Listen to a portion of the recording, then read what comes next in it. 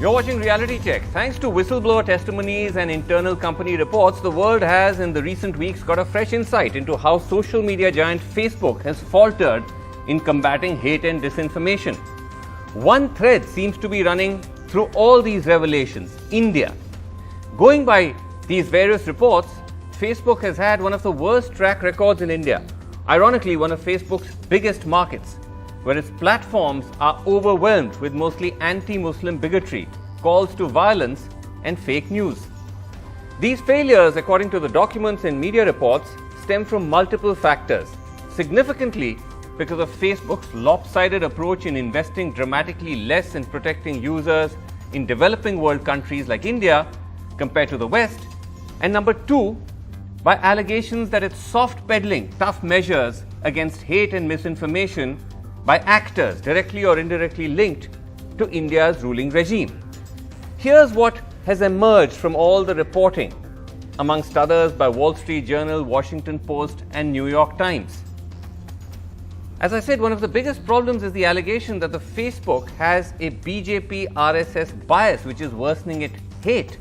It failed to take down, the reports say, RSS BJP linked hate pages despite these pages violating Facebook guidelines. The reports say that RSS pages promote fear-mongering and anti-Muslim narratives, but political sensitivities may be behind the reason for lack of removing these hate pages. One of the reports mentions how the Bajrang Dal was considered as a dangerous group and was liable for a permanent ban from Facebook. Yet Bajrang Dal was allowed to remain active on Facebook. This failure to crack down on hate speech has worsened real-life hate speech and bigotry. Inflammatory content on Facebook spiked 300% during the anti-CAA NRC protests, according to one report. Dehumanizing posts on RSS groups compared Muslims to pigs and dogs. In February 2019, Facebook employees set up a dummy account of a 21-year-old woman in North India. After the Pulwama attack, this account was flooded with pro-Modi propaganda and anti-Muslim hate speech. The Facebook employees found. Hate messages said things like 300 dogs died, now say long live India, death to Pakistan. The Facebook worker said, I've seen more images of dead people in the past 3 weeks than I've seen in my entire life. An internal memo of Facebook called the dummy account test an integrity nightmare. Combined with this, as I said, was Facebook's disproportionate spending, anti-hate spending. 84% of its budget was spent on fighting misinformation on America, while it was just 16% for the rest of the world, even though America comprises only 10% of Facebook's daily users. This failure to remove false and insightful information was even during the time of the Delhi riots. Now, Facebook spokespersons have responded to all of this at length, but here's some of what they told NDTV. They said hate speech against Muslims are on the rise globally. They're committed to updating their policy as hate speech evolves online, and that they prohibit hate speech content that incites violence, and technology used to detect content in Hindi, Bengali, and 20 Indian languages. Hate speech has been reduced by 50% in the last 3 quarters, down to just 0.05% of content viewed. All right, let's go across to panel. I'm joined by Sophie Zhang, who's been one of those Facebook insiders who's now coming out to speak about some of the internal malpractices. Rohan Gupta, Chairman, Social Media Department of the Congress. PKD Nambiar, political analyst, supports the BJP. And Pratik Sinha, co-founder, altnews.in. I beg your pardon, Geeta Bhatt is with us, political analyst, supports the BJP. Thank you very much indeed, all of you, for being here. Sophie Zhang, let me just start with you. And you came out again pointing out Facebook's malpractices when it came to India, about how there was a BJP MP who was running a clutch of fake news profiles and handles in the run-up to the Delhi elections, and they were not taken down. But you must have seen, Sophie Zhang, that every time you've spoken up, others have spoken up, Facebook has come out very strongly. They actually said that they fundamentally disagree with your characterization of our priorities and efforts to root out abuse on our platform. What do you make of this kind of response every time from Facebook? Thank you very much for asking. And before I answer, I want to clear up some areas of confusion. Sure. And so I found fake accounts that were being used to support by the BJP MP to support himself. These were fake accounts. They were pretending to be real Indians who did not exist. Okay. They were not. They were not spreading fake news or misinformation. Okay. These areas are commonly confused, but they're not actually the same. Fair enough.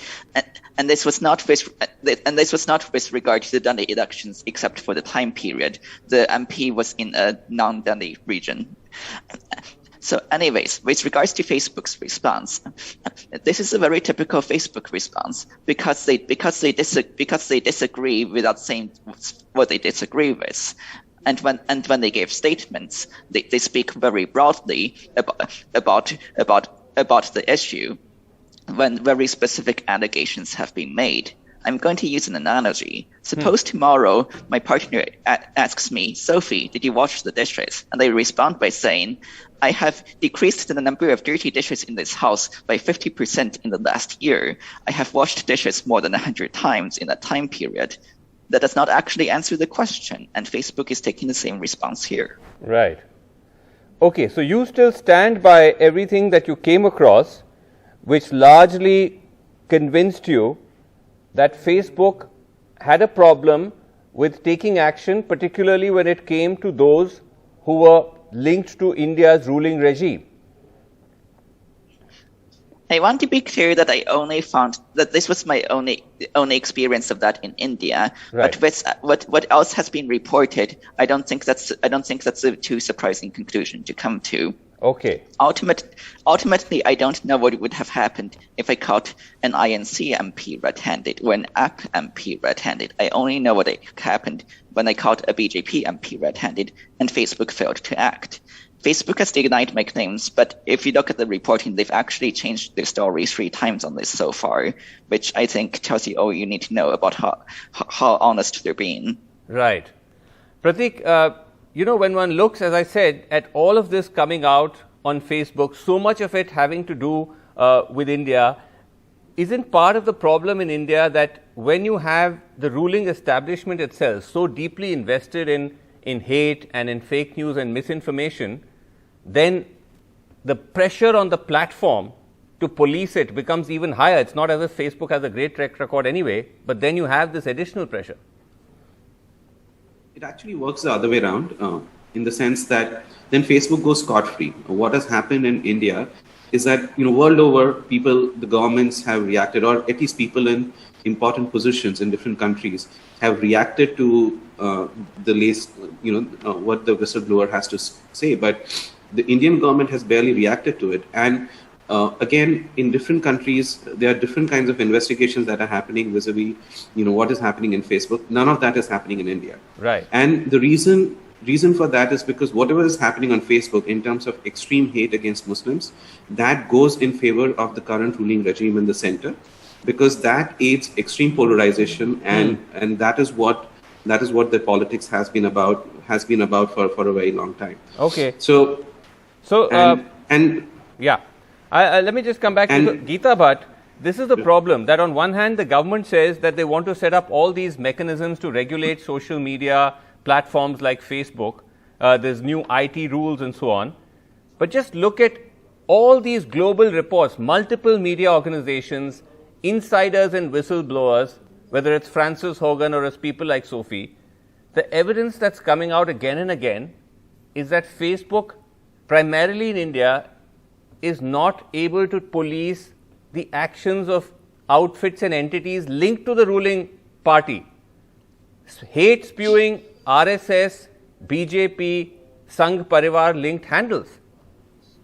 Well, I think, Srinivasanji, it is very, it is a very sweeping statement that whether it is you or whether it is Pratik ji, they have really made very sweeping statements, already very judgmental, that the ruling dispensation is into giving of hate speeches. No, not you see, there are many people out there. I'm actually quoting from what is being said in these internal documents. No. You see, so these internal documents, as I understand from the former Facebook employee, which is here right there on the program, is that she came across one such case where she has not named the particular member of parliament of BJP. She came across one such case. No, we should make sure the viewers understand the facts. She may have come across one such case, but I was citing from multiple documents reported by multiple media houses which have cited multiple instances of RSS BJP pages promoting fear and anti-Muslim narrative. Bajrang Dal was considered a dangerous group. A ban was sought to be placed on it. Ban was not placed. You already said that. Let me at least, let's complete what I'm trying to say. You see, these reports which have been, produced by many organizations, there could be many other counter reports also where there are many hate, Facebook accounts where a lot of anti-Hindu propaganda takes place. You see, there could be anti-Christian propaganda which takes place. So selectively picking up just, one particular community but is that's something not what which does not show. No, let me just complete. You see, you need to look at the larger issue. And what is ironical is that what is ironical is that when the government came out with the digital ethic codes in the Information Technology Act 2000, at that time it was there were many media channels and opposition parties who were very much against it, that you are trying to put a control over the social media platform. Gita ji, that's a completely different point. I have to move on now. That's a completely different point. You can't. The argument there was it's double standards. You can't have a government that says on one hand you want to control media platforms while the government and its ruling party and its own members spew hate and disinformation on those platforms. But Rohan Gupta, the point here is that though all of these accounts may largely point to a problem of the ruling party and its parivar, but all parties at some level, including the Congress, are guilty of disinformation on social media, are they not, including on Facebook? Srinivasan, if you see this whole row of Facebook internal report coming out, it has vindicated our stand from Ms. Ankita Das's issue, how Facebook has allowed itself to be used as puppet of BJP head speech spreading. Today, the kind of information what we are getting, they are eye-opening. 87% of the budget is not utilized for a country like India, which is the biggest market for this content policing. What is that? I think the way Bajrang Dal and other BJP organizations have allowed to spread the hate message on Facebook, it itself shows that the platform is supporting BJP directly, indirectly. Okay. The way the government has been soft on Facebook on many compliance issues. Okay, but Sophie, okay. Just let me complete this. You made the point. Let me just ask Sophie. Yeah, I'll come back to you, Gita ji. Sophie, do you see as a result of all of this, so many others speaking up, documents coming out, do you see Facebook making any serious attempt to address these problems? I think it's important to remember that Facebook is a company. Its goal is to make money. We don't expect Dow Chemical to reimburse the people of Bhopal who were victims of the chemical spill out of the goodness of their hearts. And Facebook is not going to fix its problems in India out of the goodness of its hearts either. Or Philip Morris Tobacco will not reimburse the Indian government for the expenses of Indians who get sick with lung cancer and die. Okay. And so Facebook has no reason to fix this, and that's pushed to do so, and that's why I'm speaking out. Okay, all right. I'll just play in conclusion. I spoke to Billy Perigo of Time Magazine.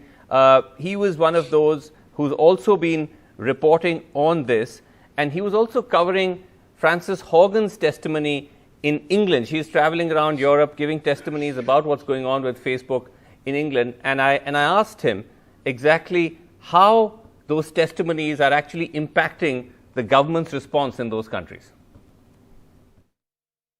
Yeah, so I think it's interesting. I mean, to give the whole story, I suppose, Frances Haugen revealed her identity on 60 Minutes, an American TV show, and then basically the following day, I believe, testified to US senators about what she basically found within the company and disclosed.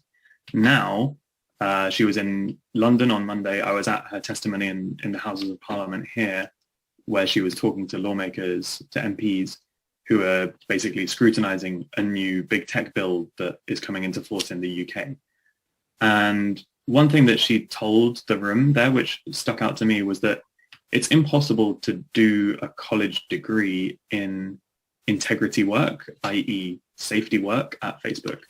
Nobody really outside the company knows what even the right questions to ask a lot of the time. And that's not to, a lot of academics are doing very fantastic and important work on these issues, but the way that the company's actual systems work is basically a black box. I've been reporting on Facebook for years. It's been often a very black box. You don't know exactly how the algorithms work, what they're called, what the endless acronyms mean.